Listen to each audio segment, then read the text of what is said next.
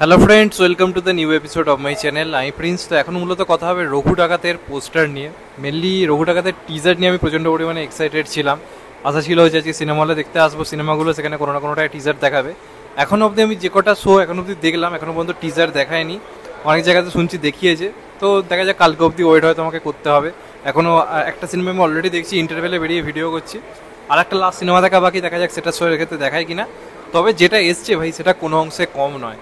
যেটা এসছে সেটা বিরাট বড় ধামাকা। এবং আজকে তো মনে হচ্ছে কোথাও গিয়েছি দেবদা ডে। সকালে ধূমকেতু তো আগুন লাগিয়ে দিয়েছে। মারকাটারি একটা সিনেমা হয়েছে, সেটা নিয়ে তো কথা বলেইছি, মানে আলাদা লেভেলের। এবং এইরকম ভার্সেটাইল অভিনেতা বাংলা ইন্ডাস্ট্রিতে ভাই ভাবা যায় না। সকালবেলা ধূমকেতুতে এরকম পারফরমেন্স দেখলাম, তার আবার একরকম একটা ব্যাড অ্যাস পোস্টার ভাই। আলাদা লেভেলে খেলছে দেবদা, মানে আলাদা লিগে খেলছে। মানে ধারে কাছে কেউ টিকতে পারবে না ভাই। এবং এক একটা পোস্টার যে ভাইবস দিচ্ছে, পুরো টিজার ফিজার এলে তো ভাই আগুন লেগে যাবে। এবং টিজার রিপোর্ট শুনছি খুব ভালো।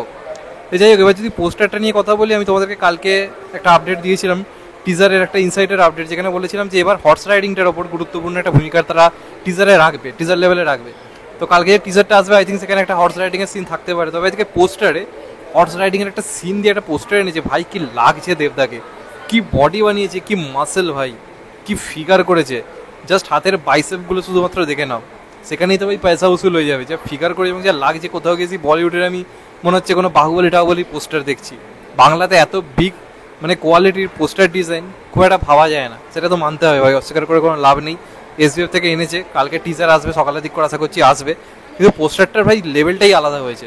মানে দেবতাকে মার্কেটারি লাগছে, যেরকম তাকে মানে ড্রেস আপ দেওয়া হয়েছে, যেরকমভাবে সোয়াগটা দেওয়া হয়েছে, পোস্টার দেখেই তো ভাই মনে হচ্ছে পয়সা বসুল। পোস্টার দেখেই মনে হচ্ছে ভাই টিকিটটা কেটে ফেলি, টিজার ট্রেলারের দরকার নেই, পোস্টার এনে দাও, পোস্টার দেখে লোকে হলে যাবে। আর দেবের যা ক্রেজ এই মুহূর্তে, সাউথ লেভেলের ভাই, সাউথ লেভেলের মতো ক্রেজ।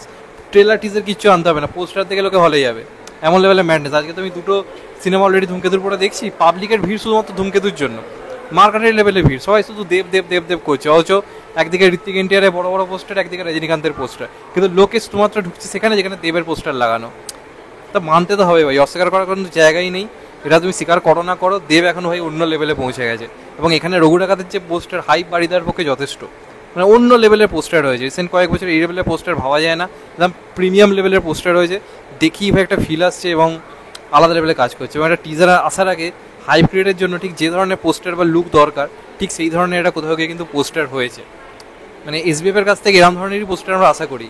ওই সন্তানের মতো পোস্টার আশা করি না আমরা, বা একেন বাবুর মতো পোস্টার আশা করি না।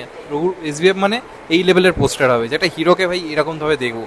তো আমার দারুণ লেগেছে পোস্টারটা। এবং আই থিঙ্ক দেব ফ্যান্সরা অলরেডি কাট আউট করার জন্য তৈরি হয়ে যাচ্ছি পোস্টারটা দেখে। বড় করে লাগাতে হবে ভাই হলের সামনে, হলে হলে চিৎকার, দেবদা আমাদের মেগাস্টার, এটাই বলার। যাই হোক, চ্যানেলটা নতুন হলে চ্যানেলটা সাবস্ক্রাইব করে দিও অ্যান্ড কেট দেবে লাইকন। ভালো থেকো সবাই, টেক কেয়ার, নমস্কার, আবার দেখাবে এখন তো ভাই। সবাই ভালো থেকো, সুস্থ থেকো, টেক কেয়ার, আবার দেখাবে, নমস্কার, সবাই ভালো থেকো।